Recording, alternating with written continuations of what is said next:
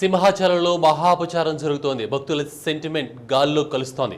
అప్పన్నకు మొక్కుబడిగా ఇచ్చే గోవులు కబేళాలకు తరలిపోతున్నాయి.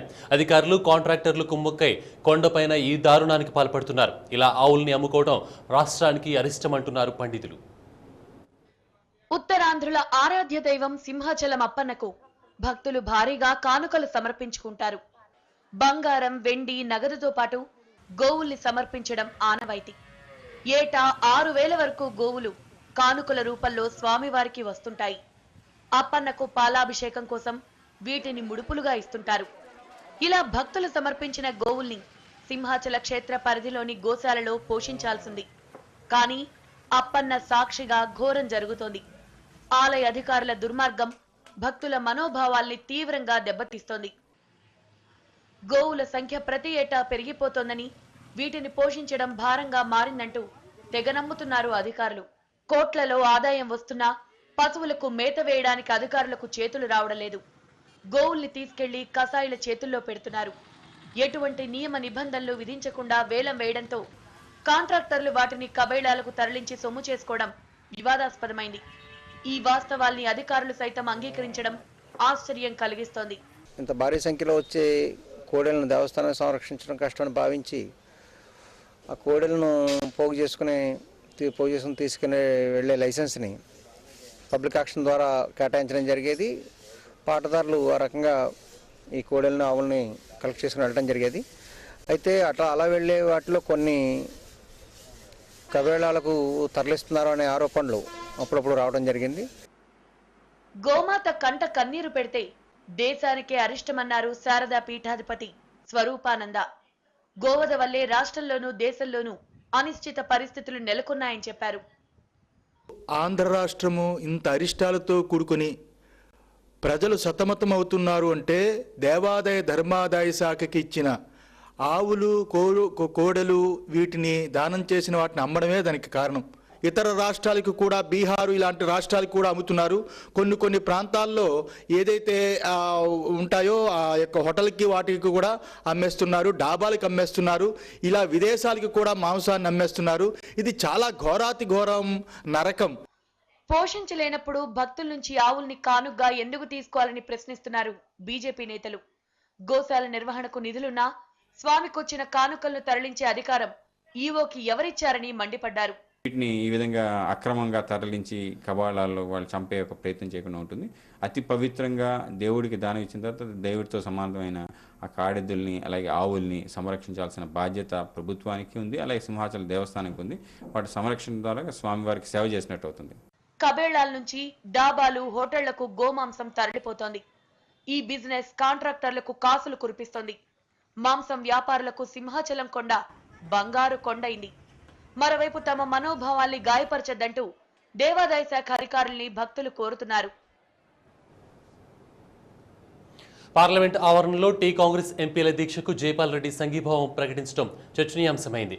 ఈ పరిణామాన్ని ఎలా అర్థం చేసుకోవాలి? ఇది కాంగ్రెస్ అధిష్టానంపై ధిక్కారమా లేక విమర్శనాస్త్రాల నుంచి తప్పించుకోవడానికి చేసిన ప్రయత్నమా అన్న అంశం ఆసక్తికరంగా మారింది.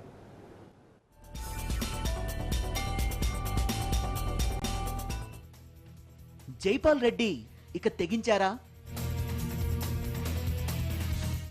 తెలంగాణపై తాడోపేడో తేల్చుకోవాలనుకుంటున్నారా? లేక గత్యంతరం లేకనే టీ కాంగ్రెస్ ఎంపీలకు సంఘీభావం తెలిపారా అన్న అంశాలు చర్చనీయాంశమయ్యాయి. పార్లమెంట్ ప్రధాన ద్వారం దగ్గర టీ కాంగ్రెస్ ఎంపీల దీక్ష 2వ రోజున జైపాల్ రెడ్డి రావడం, ధర్నాలో పాల్గొనడం ఆసక్తికరంగా మారాయి. కేంద్ర మంత్రి హోదాలో జైపాల్ తెలంగాణం ఆలపించడం అందరి దృష్టిని ఆకర్షించింది. నిజానికి తెలంగాణ అంశంలో జైపాల్ రెడ్డి ఇంతవరకు బయటపడలేదు. తెలంగాణలో పుష్కర కాలంగా ఎన్నో ఉద్యమాలు జరుగుతున్నా ఆయనపై సమైక్యవాది అనే ముద్ర ఉంది. తాను ఉప ప్రాంతీయవాదిని కాదని జాతీయవాదినని ఆయన గతంలో చేసిన వ్యాఖ్యలపై తెలంగాణ శ్రేణులు తుమ్మెత్తిపోశాయి. అయితే డిసెంబర్ 9 ప్రకటన తరువాత జైపాల్ రెడ్డిలో కొంత మార్పు వచ్చినా ఆయన బయటపడలేదు. ప్రత్యక్షంగా ఏ దీక్షల్లోనూ పాల్గొనలేదు. అయితే బాహాటంగా జై తెలంగాణ అనకపోయినా జైపాల్ ఇంట్లోనే అనేక సార్లు టీ కాంగ్రెస్ ఎంపీల భేటీలు జరిగాయి. పార్లమెంట్ ఆవరణలో టీఎంపీలు దీక్ష చేస్తుంటే ప్రతిపక్ష నేత సుష్మా స్వరాజ్ సైతం తెలంగాణ కాంగ్రెస్ ఎంపీలకు సంఘీభావం ప్రకటించారు. ఇటు మంత్రులు జానారెడ్డి, శ్రీధర్ బాబు హైదరాబాద్ నుంచి ఢిల్లీకి వెళ్లి మద్దతు పలికొచ్చారు. అలాంటిది ఢిల్లీలోనే ఉండి కూడా పార్లమెంటుకు హాజరవుతూ కూడా టీ కాంగ్రెస్ ఎంపీలకు మద్దతు పలకలేదని జైపాల్ పై విమర్శలు వెల్లువెత్తాయి. దీంతో ఆయన టీ కాంగ్రెస్ ఎంపీల దీక్షలో పాల్గొని 15 నిమిషాల పాటు కూర్చున్నారు. సోనియా, మన్మోహన్, రాహుల్ వంటి నేతలు పార్లమెంట్లో ఉన్న సమయంలోనే ఆయన ప్రధాన ద్వారం దగ్గరకొచ్చి టీ కాంగ్రెస్ ఎంపీల దీక్షను సపోర్ట్ చేశారు. ఇందుకు జైపాల్ మద్దతు దేనికి సంకేతం? కేంద్రం తెలంగాణ ఇవ్వదని తేలిన మరుక్షణం జైపాల్ కేంద్ర మంత్రి పదవికి రాజీనామా చేస్తారంటున్నారు ఆయనతో సన్నిహిత సంబంధాలున్న తెలంగాణ ఎంపీలు. కేంద్ర మంత్రి జైపాల్ రెడ్డి గారు కూడా 9th డిసెంబర్ 2009 ప్రకటన వచ్చిన తర్వాత తప్పనిసరిగా తెలంగాణ రాష్ట్రం వస్తుందనేటువంటి విశ్వాసంలో ఉన్నారు. వారు కూడా మాకు సంపూర్ణమైనటువంటి సహకారాన్ని అందిస్తున్నారు.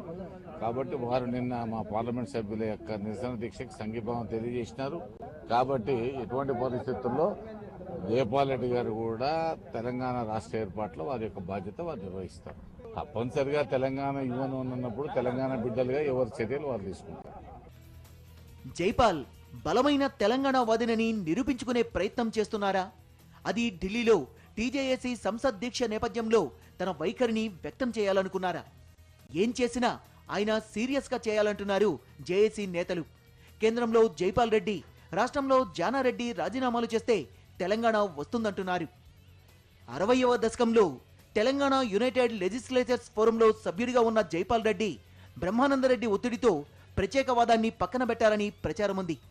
ఈసారైనా ఆయన చివరి వరకు తెలంగాణకు కట్టుబడి ఉంటారా లేదా అన్న అంశం ఆసక్తికరంగా మారింది.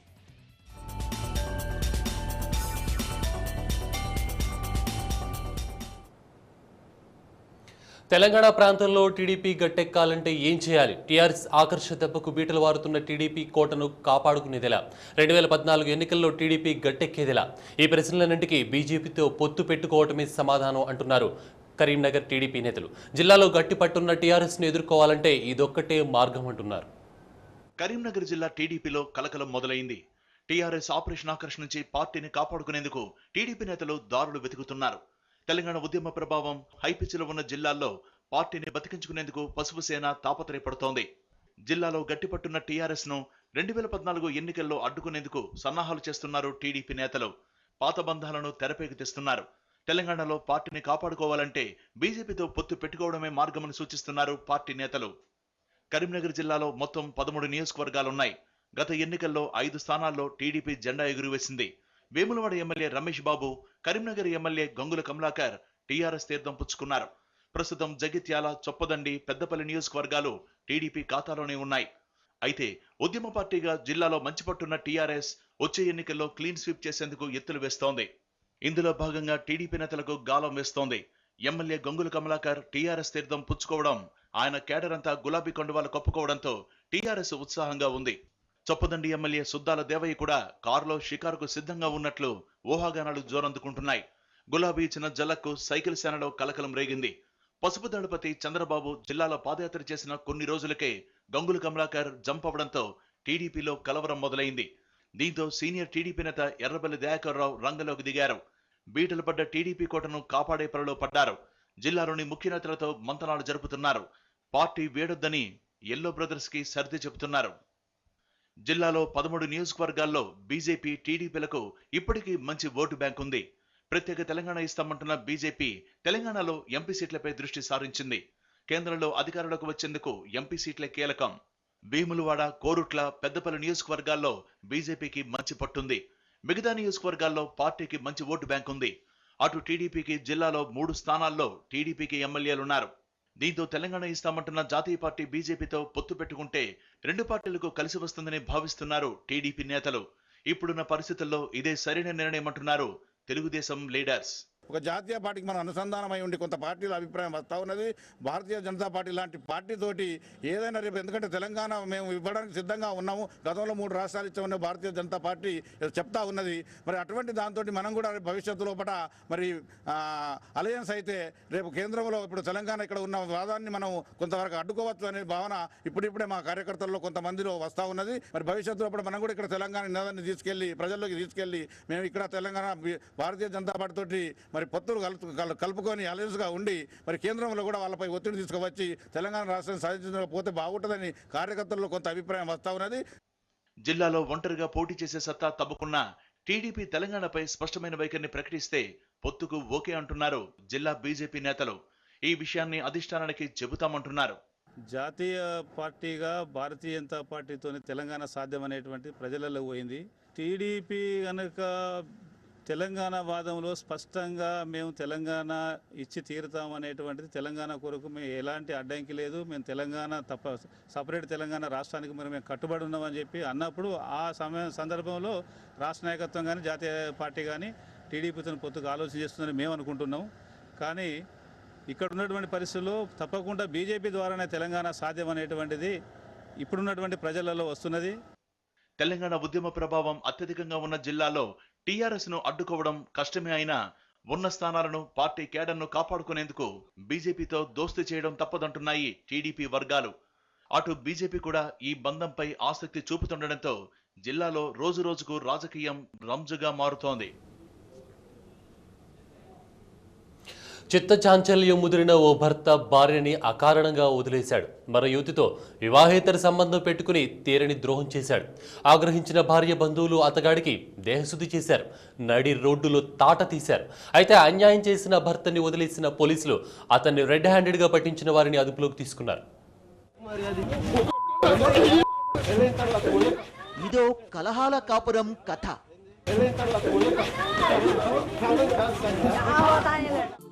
భర్త చేతిలో మోసపోయిన ఓ భార్య కన్నీటి వ్యథ.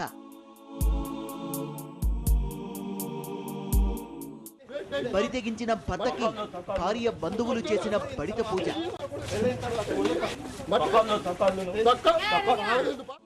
ఇందుకు ఏం జరిగింది? పచ్చని కాపురం ఎందుకు రోడ్డుకెక్కింది?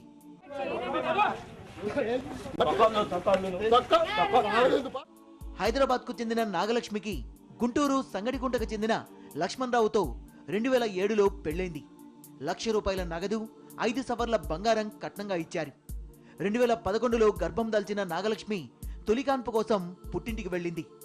అదే ఆమె జీవితాన్ని అగాధంలోకి నెట్టింది. నాగలక్ష్మి ఇంట్లో లేని సమయంలో లక్ష్మణరావు మరో యువతితో వివాహేతర సంబంధం పెట్టుకున్నాడు. నిలదీసిన నాగలక్ష్మిని నిర్లక్ష్యంగా వదిలేశాడు. భర్తని దారిలో పెట్టేందుకు కోర్టు చుట్టూ తిరిగినా నాగలక్ష్మికి న్యాయం జరగలేదు. పైగా లక్ష్మణరావు మరో పెళ్లి చేసుకుని వేరుకాపురం పెట్టడంతో నాగలక్ష్మి మానసికంగా కుంగిపోయింది, కోపంతో రగిలిపోయింది. ఈ నేపథ్యంలో లక్ష్మణరావుని రెడ్ హ్యాండెడ్గా పట్టుకోమని పోలీసులు సలహా ఇవ్వడంతో బంధువులతో సహా అతగడి ఇంటికి వెళ్ళింది నాగలక్ష్మి. ఆగ్రహంతో రగిలిపోయిన బంధువులు లక్ష్మణరావుని రోడ్డుకిడ్చారు, చొక్కా పట్టుకొని చావుబాదారు, నలుగురిలో నిలబెట్టి తాట తీశారు.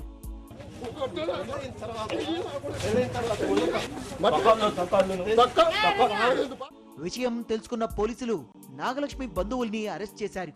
అటు ఎస్పీ కార్యాలయానికి చేరుకున్న నాగలక్ష్మి లక్ష్మణరావుకి బుద్ధి చెప్పి తనకు న్యాయం చేయాలని ఎస్పీని డిమాండ్ చేసింది. లేకపోతే ఆత్మహత్యే శరణ్యమని కన్నీరు పెట్టుకుంది.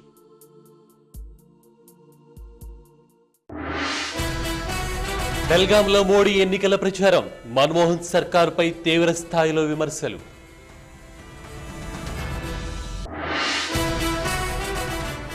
వృద్ధాప్య పింఛన్లు పెంచకపోతే ఉద్యమం తప్పదు, కిరణ్ ప్రభుత్వానికి మందకృష్ణ హెచ్చరిక.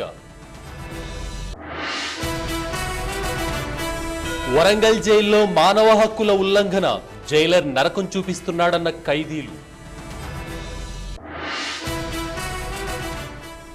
అప్పన్న ఆలయంలో మహాపచారం, కబేళాలకు ఆవుల్ని అమ్ముతున్న కాంట్రాక్టర్లు.